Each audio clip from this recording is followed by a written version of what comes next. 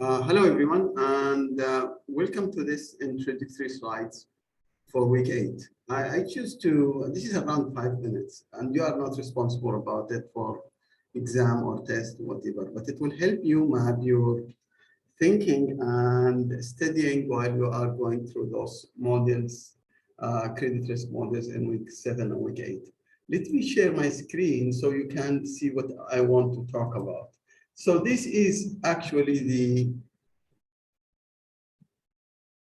slide. This is the introductory slide, and it is a summary for all models so you can see what we are talking about. As you can see, this is the credit risk framework, and as we said, we talk actually about credit scoring when we talk about single loan.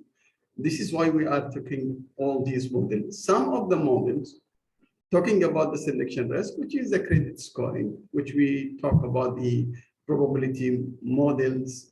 We talked about the RORAC. We will talk in week 8 about the RORAC, about the mortality model. All of those models, which I will explain briefly in a while, is coming through the selection risk. Now, some of them, when we talk about selection risk, we talk about benchmarking, and we talk about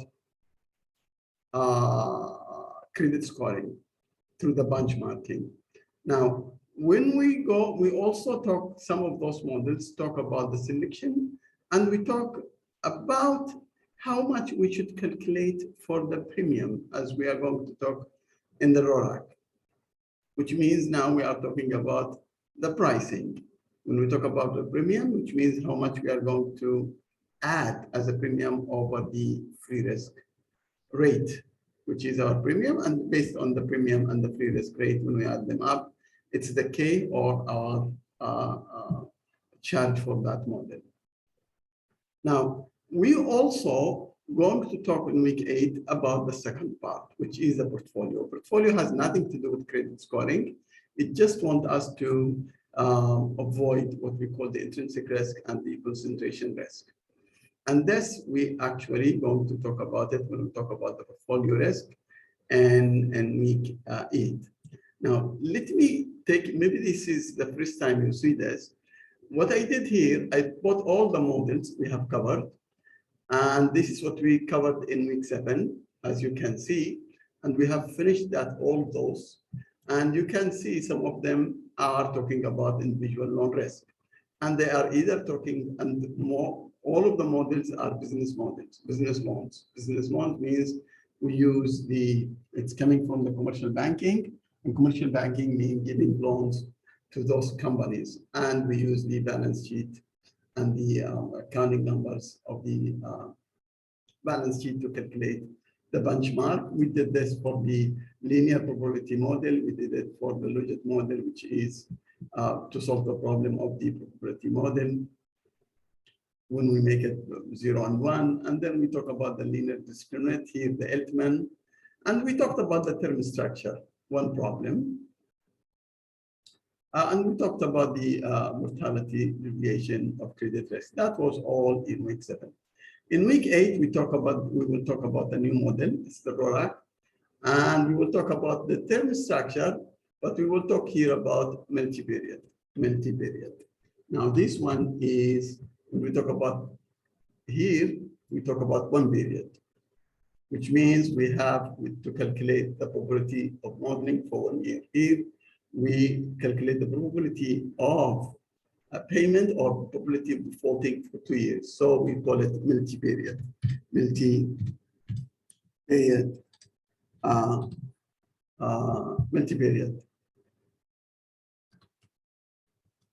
This is the multi-period.